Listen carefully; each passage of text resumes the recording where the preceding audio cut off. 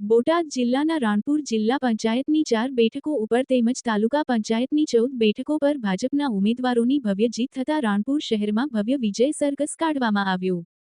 બોટાદ જિલ્લાના રાણપુર શહેરમાં ભાજપ દ્વારા રાણપુર જિલ્લા પંચાયતની 4 બેઠકો ઉપર તેમજ રાણપુર તાલુકા પંચાયતની 14 બેઠકો ઉપર ભવ્ય જીત મેળવતા રાણપુરમાં ભવ્ય વિજય સરઘસ કાઢવામાં આવ્યું હતું.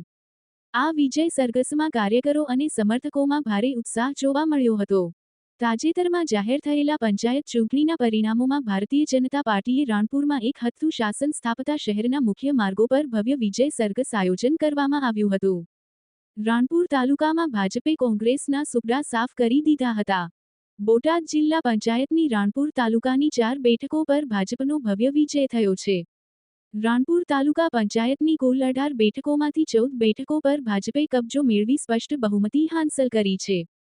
આ ઐતિહાસિક વિજયની ખુશીને લઈ રાણપુરમાં ભાજપ સંગઠન દ્વારા વિશાળ વિજય સરઘસ કાઢવામાં આવ્યું હતું. ભાજપ કાર્યાલય ખાતેથી વિજય સરઘસનો પ્રારંભ થયો હતો અને રાણપુરમાં ગીબરોડ, મેઇન બજાર, મોટાપીરનો ચોક, કુંભારવાડા થઈને તાલુકા પંચાયત પાસે પૂર્ણાહુતિ થઈ હતી. વિજય સરઘસ દરમિયાન ઠેર ઠેર વિજેતા ઉમેદવારોનું મોંઢું મીઠું કરાવી સ્વાગત કર્યું હતું. સાથે રાષ્ટ્રીય શાયર ઝવેરચંદ મેઘાણી અને ડો. બાબાસાહેબ આંબેડકરની પ્રતિમાને ફૂલહાર કરવામાં આવ્યા હતા. ગરબા લઈ અને ફટાકડા ફોડીને વિજય ઉત્સવ મનાવ્યો હતો. જેના તાલે દેશભક્તિના ગીતો અને વિજયના નાદ સાથે સમગ્ર રાણપુરની બજારો ગુંજી ઉઠી હતી.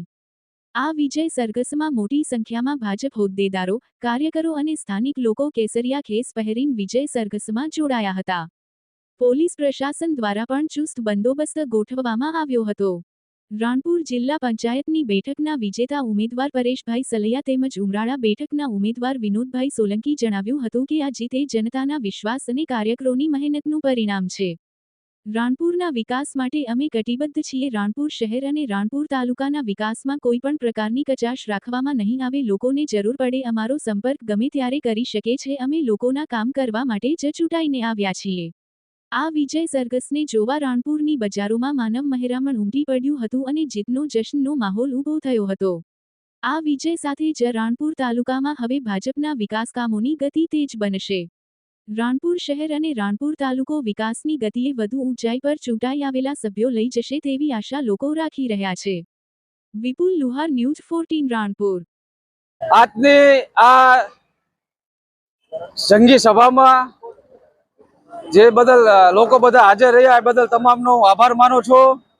તેમજ જે મને રાણપુરે સહકાર આપ્યો છે એ બદલ હું હર હંમેશા રાણપુરની પ્રજા માટે કાર્યશીલ રહીશ.